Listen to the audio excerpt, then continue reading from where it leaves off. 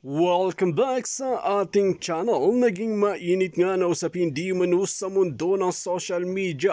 Sa wakas, sasampahan na nga ng kaso itong si Remulla na ito matapos nga ang kanyang pingingialam sa mga budget at sa mga problema na kapalpakan naman ang ginagawa at talagang may pagkabayas nga ito ay talagang ngayon nga ay hindi na makakatakas dahil wala na nga silang kawala dahil nagsama-sama na ang matitino ng mga opisyales para ubusin ang mga pulpolitiko na ganib sa kapangyarihan. Kaya naman sasampan ito ng kaso. Dito nga natin makikita mga kaibigan kung ano nga ba talaga ang kapalpakan na nangyari sa mga DOJ na tila sila pa ang pasimuno at sila pa ang protektor ng mga kabalbalan na kanilang ginagawa. Kaya naman maraming netizen ang tila natuwa na talagang masasampahan na si Remulla ng kaso na ito. Dito nga natin makikita mga kaibigan na tila hindi nga talaga magtatagal ang kanilang kasamaan dahil kung makikita na natin, lantara na ang kanilang ginagawa ng pangungulimbat ng kaban ng bayan.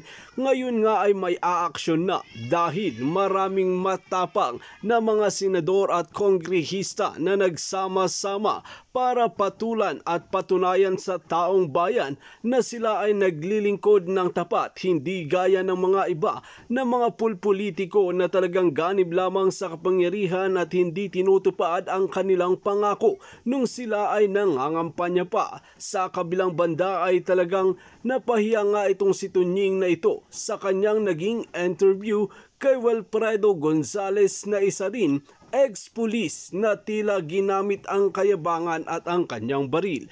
Well mga kaibigan, para nga sa karagdagang impormasyon, panoorin nga natin ang buong video. At kung bago ka lamang sa aking channel, huwag kalimutan i-click ang subscribe button at notification bell para lagi kang updated sa ating mga bagong video. At para sa sulit viewers natin dyan, maraming salamat sa walang sawang pagsuporta.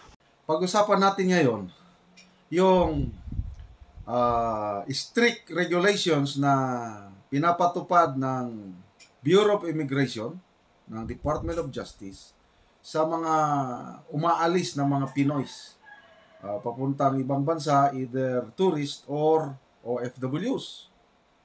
Nako, napurnada nagalit ng ating mga senador. According to Senator Miguel Zubiri, sobrang dami na ang mga Pinoys na ino-offload ng Bureau of Immigration. Hindi pinapayagang makalabas. Ilan? Nako, tumataginting.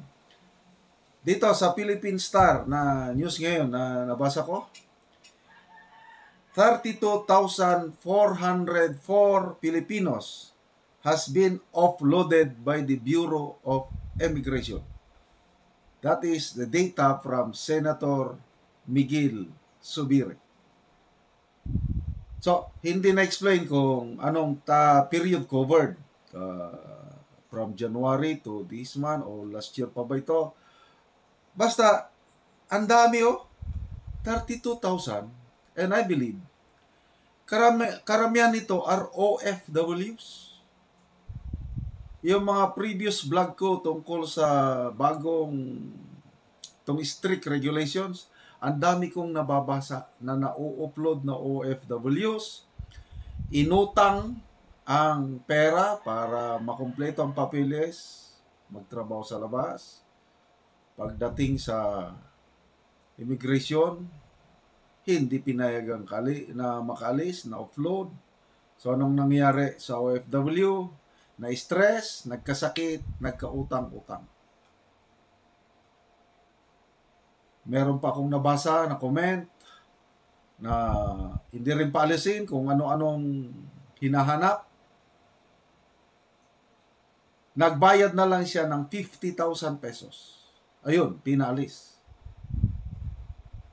Ngayon, takot na daw, according to that comment, takot na siyang bumalik kasi nagkapobia na siya, na-trauma na siya sa Bureau of Immigration. So, dahil dito, ang ating mga senador nagpasa ng 2 resolutions.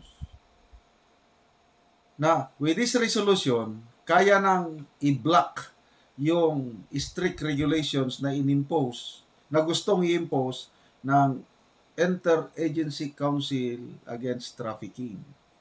ICAT, o under ito ni Boying. Ito ang maganda. Yung isang resolution na i-file ni Senator Coco Pimentel, it will give the authority to Senate President Miguel Zubiri na mag-file on behalf of the Senate a petition before the Supreme Court to issue a temporary restraining order to lift the travel restraint deemed unconstitutional. Okay? According to our senators, unconstitutional yung gustong ipatupad ni Boying Rimulya. Okay, ito ang statement ni Senator Zubiri. It is the right of every Filipino to travel. And truth be told, we want more Filipinos to travel domestically and internationally. Yun po ang statement ni Senator Zubiri. Si Senator Pimentel naman, ito ang sabi niya, yung tungkol sa resolution na i-file niya, it's on its face unconstitutional yung travel requirements. Imagine a Filipino cannot travel in the absence of a consularized affidavit of support from a relative. Kagaya kaming mag-asawa, next year, January ba or February, magbakasyon kami sa US, mga more or less 6 months. Hindi na kami makabiyahe kung wala yung consularized affidavit galing sa aming anak. So ano yung consularized? Siguro, affidavit ng aming anak na napirmahan ng Consul General. Kung walang ganon, hindi na kami makapagbiyahe. Anong klaseng gobyerno ito?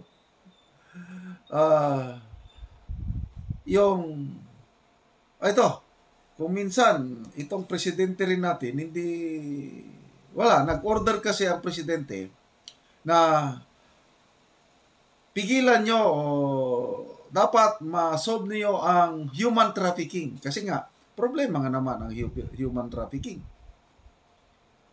With that order ng presidente na pigilan ang isolve ang human trafficking, hindi nag-iisip itong ICAT, Interagency Council Against Terrorism, mga tauhan ni Boying,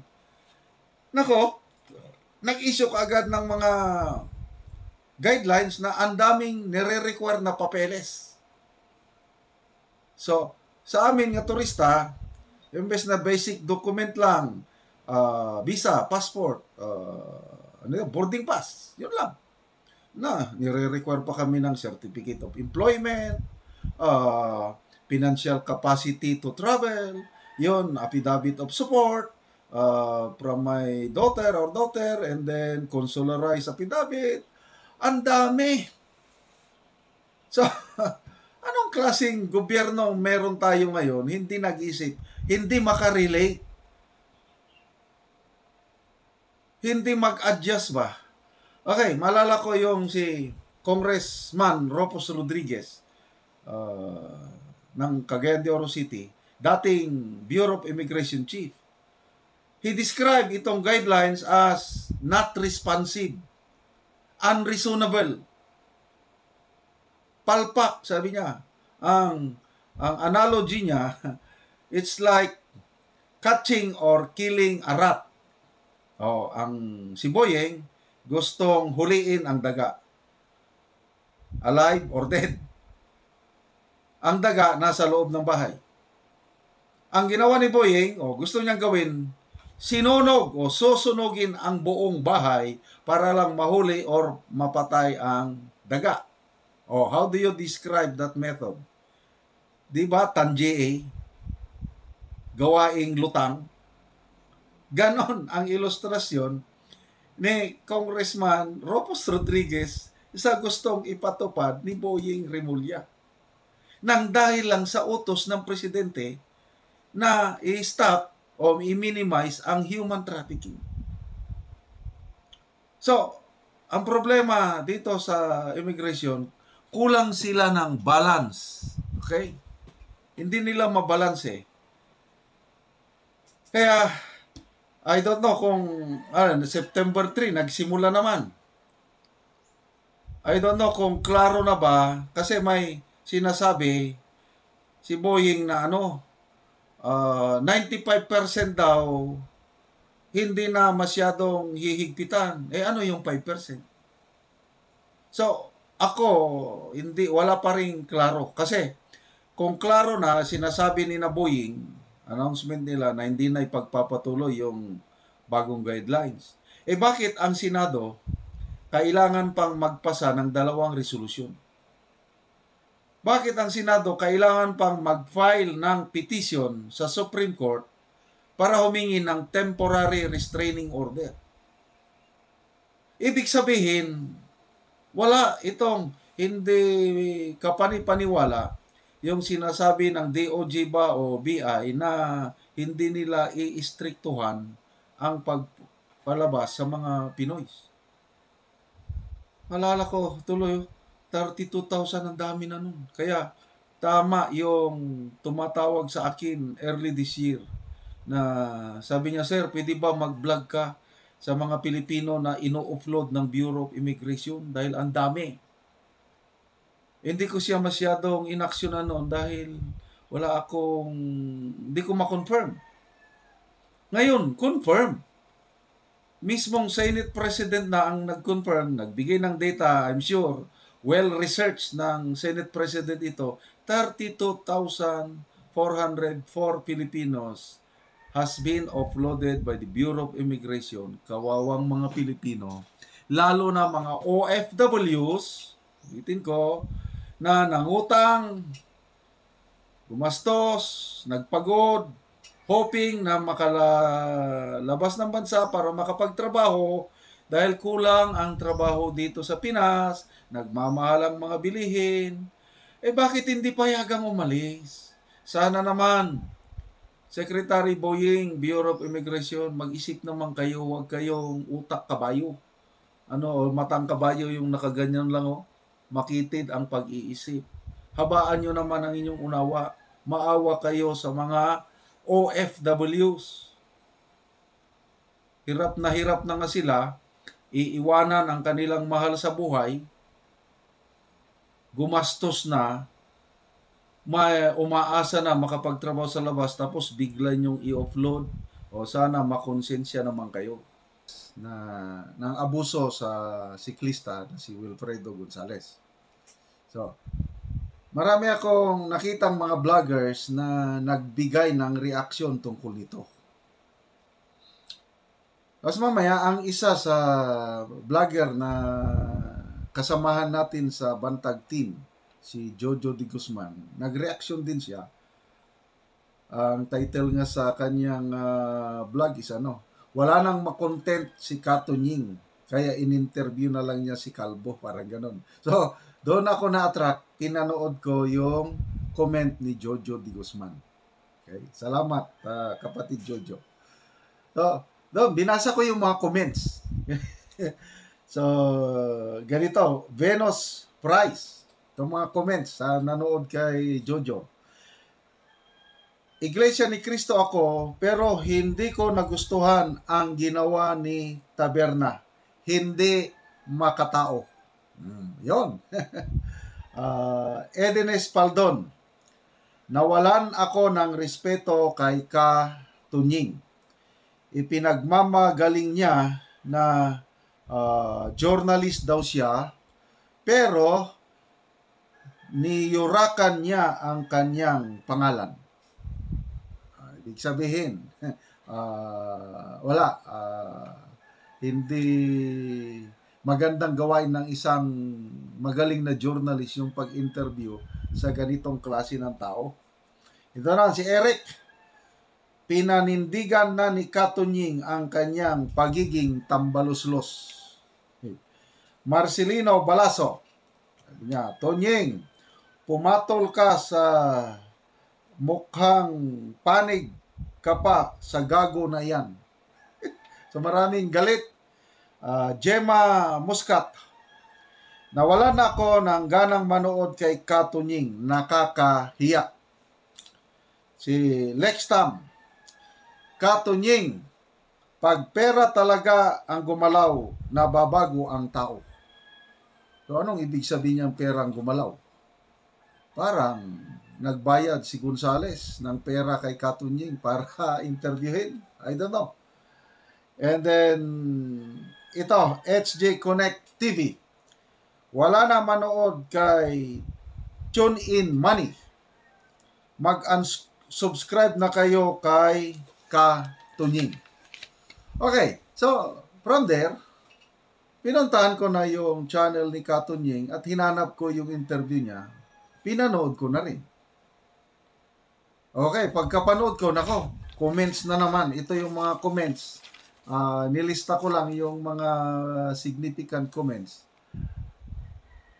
Iris Romero, very disappointing taberna. Bakit ninyo bibigyan ng chance na marinig ang isang taong tulad nito sa inyong platform? So, dismayado ito. Ito, Pierre Bellasor. Nasa 18 minutes pa lang ako ng video, nasusuka na ako. Ako rin, dahil pinanood ko ng medyo matagal, nako, medyo nakakainis. Oriel de la Cruz, nakakadismaya. Binigyan pa talaga ng avenue to explain. Again, sinisisi nila si Katunying. Black Sheep. So, comment ni Black Sheep. Hayop ka, Katunying. Gusto mo palabasin na kawawa si Kalbo? Na wala bilib ko sa iyo. Basta ka panalig, kahit anong mangyari, didepensahan talaga. Kapanalig, please comment. INC ba itong si Wilfredo Gonzales? Baka hindi naman siguro. Kung INC man yan, tiwalag na yan. So hindi ko alam. Ang pagkakaintindi nyo dahil basta kapanalig, didepensahan. I'm not sure kung INC itong si Wilfredo Gonzales. Itong si Len Calvo. Only in the Philippines mabigyan ng platform ang mga ganitong tao. Okay. So, marami pa ang nag-comments na ang to summarize karamihan comments is ano. Ang may kasalanan itong Wilfredo Gonzales. So halos lahat naaawa doon sa biker. At yun na nga, marami ang nadismaya kay Katunying sa pag-interview niya. Well, ako naman, my personal opinion is, as a journalist, may kalayaan si Katunying na i-present both sides. Kaya karapatan niya yon. Kaya lang, ito ngayon ang sugal, risk involved kasi masyadong mainit ang netizens, ang taong bayan dito sa ex-police na ito. Kaya tuloy, apektado si Katunying. So maraming galit. Tinignan ko yung kanyang vlog. In 2 days, 85,000 ang views. So marami-rami yan. Kaya lang, maraming negative comments kay Katunying. So, ako, mag-comment ako doon sa sinasabi nitong si ex-police, sinungaling. Pinapalabas niya yung sarili niya nga siya ang biktima. Kailang, the video speaks for itself. Kasi dalawang video yung ipinakita ni Attorney Fortune. Iba't ibang angle. So yung sinasabi nitong si Gonzales sa kanyang salaysay kay Katunying, maraming sinungaling. Kaya ako, naghihinayang din ako sa galing ni Katunying. Personal opinion ko ito, hindi magandang dating. Yung parang yung kay General Torre, na nag-press conference siya kasama si Gonzales na nagbasa pa siya ng prepared statement. Daming batikos ng netizens para kay General Torre, kaya tuloy nag-resign dahil hindi niya makayanan ng batikos. So, the same thing itong kay Katunying, kahit karapatan niya yan bilang journalist, hindi niya mapipigilan ang pagkadismaya ng mga netizens kasi very unpopular yung nangyari. Kaya tama yung comment ng isa na hindi na yan makatao kasi bakit mo pa siya bibigyan ng avenue na I don't know, meron na bang ibang vlogger na nag-interview ng personal? Parang si Katunying pa lang. Ako, kahit bayaran pa ako, hindi ko yan i-interviewin si Wilfredo Gonzales. Kasi, I don't know. Hindi katanggap-tanggap yung ginawa niya. Tapos, paawa effect pa siya sa kanyang interview. Ano bang sinabi niya? Ang dami niya ng sakit. May asthma siya, naoperahan siya ng spine, na heart attack siya, may enlargement of the heart siya na uncurable, maintenance na lang. Yun ang mga binanggit niya eh. Okay, granting na totoo, lalong dapat maging mabait siya dahil anytime kunin siya ng Panginoon.